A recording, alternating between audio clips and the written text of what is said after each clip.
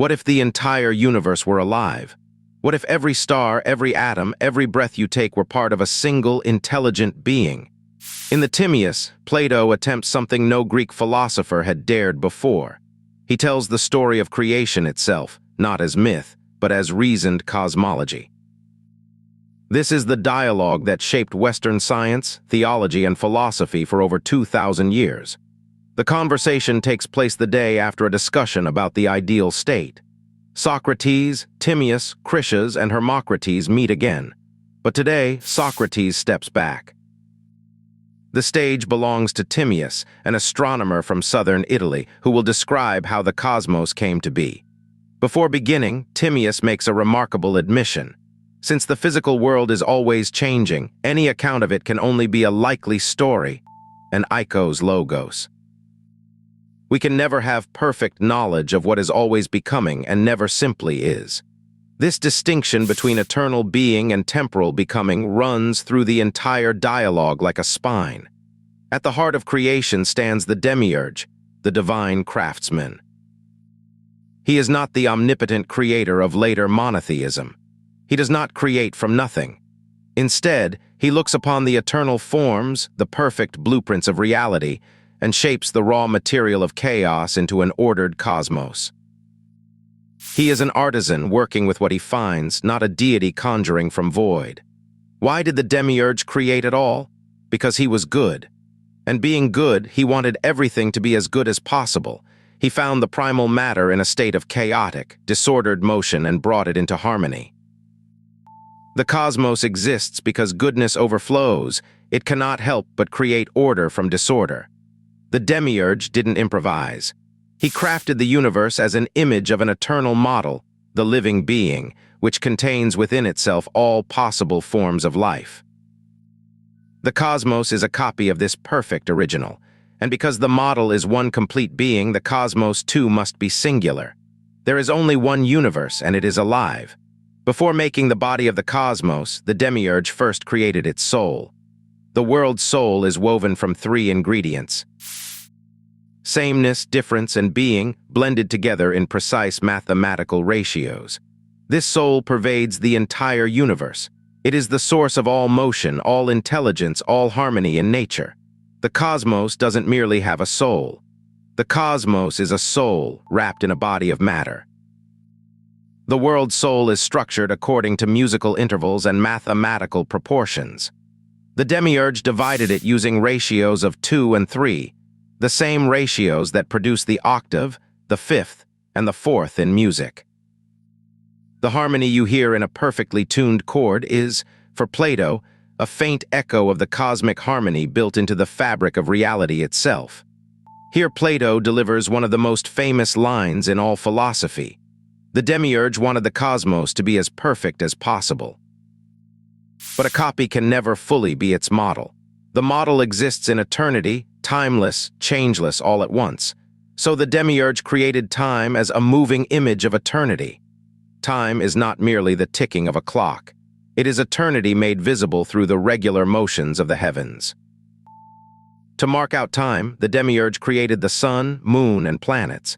Each is a living god, divine beings set in their orbits to measure days, months, and years. The fixed stars form the outermost sphere. These celestial beings are not mere rocks hurtling through space. They are intelligent, ensouled creatures carrying out their appointed courses.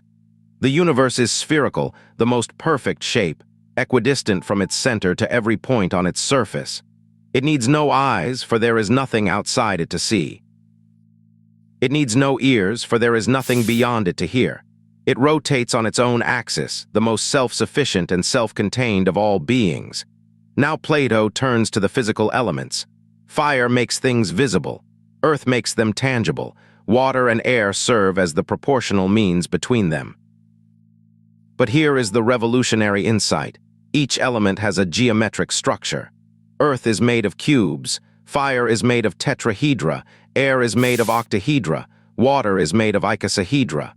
The physical world is, at its deepest level, mathematics made material. These four shapes, plus the dodecahedron, which represents the cosmos as a whole, are what we now call the Platonic Solids. They are the only 5 regular polyhedra that exist in 3-dimensional space. 2,000 years before the periodic table, Plato proposed that the elements are distinguished by geometry. This idea would echo through Kepler, through crystallography, through modern chemistry. Because water, air, and fire all share triangular faces, they can transform into one another. Water can become air can become fire. Only Earth, with its square faces, remains stable and unconvertible. This is Plato's version of phase transitions, a geometric theory of how matter changes form while something fundamental persists beneath the transformations. But where do the forms become physical things? Plato introduces his most mysterious concept, the receptacle or chora. It is not matter, not space, not emptiness. It is the nurse of becoming, the medium in which the forms leave their impressions, like a block of gold shaped into different figures. The receptacle itself has no qualities. It receives all things without becoming any of them. It is the invisible, formless ground of all physical existence. The Demiurge works through reason, persuading the raw material toward order. But he works against necessity, the brute, mechanical tendencies of matter itself. Creation is a collaboration between mind and mechanism, purpose and accident. The cosmos is not perfectly rational. It is as rational as intelligence can make an inherently resistant material. The Demiurge creates the celestial gods directly, but mortal creatures he delegates to lesser divinities, the created gods who fashion human bodies and place immortal souls within them. If the supreme craftsman made mortals directly, they would be too perfect, too divine. Mortality requires that imperfection be woven in by lesser hands. The immortal part of the human soul, reason, is placed in the head, the part closest to heaven. The spirited part, courage and anger, is placed in the chest, close enough to obey reason. The appetitive part, desire for food, drink, and pleasure, is housed in the belly, as far from the ruling mind as possible. A membrane, the diaphragm, separates the higher souls from the lower, like walls in a well-ordered house. The brain is the anchor of the soul, made of the finest triangles, the seat of life itself. The marrow running through the spine connects the brain to the body, distributing soul force downward. Bone surrounds the marrow like a fortress, protecting the precious cargo of intelligence within. Disease arises when the elements within the body lose their proper proportion.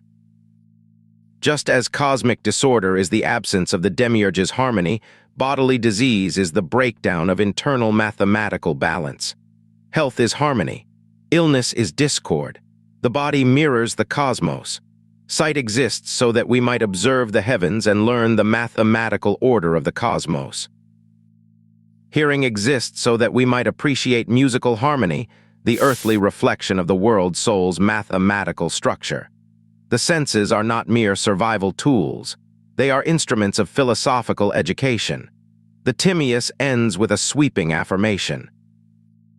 The cosmos is a perceptible God, image of the intelligible, greatest and best, most beautiful and most perfect. A single, living, ensouled creature containing all creatures within itself. To understand the universe is to understand a work of divine craftsmanship, written in the language of geometry. For 15 centuries, the Timaeus was the most widely read work of Plato. It shaped Christian theology, Islamic cosmology, and Renaissance science. When Galileo declared that the book of nature is written in mathematics, he was echoing Plato. When physicists today describe the universe through equations, they are, whether they know it or not, fulfilling the vision of the Timaeus, that beneath all appearance lies eternal mathematical form.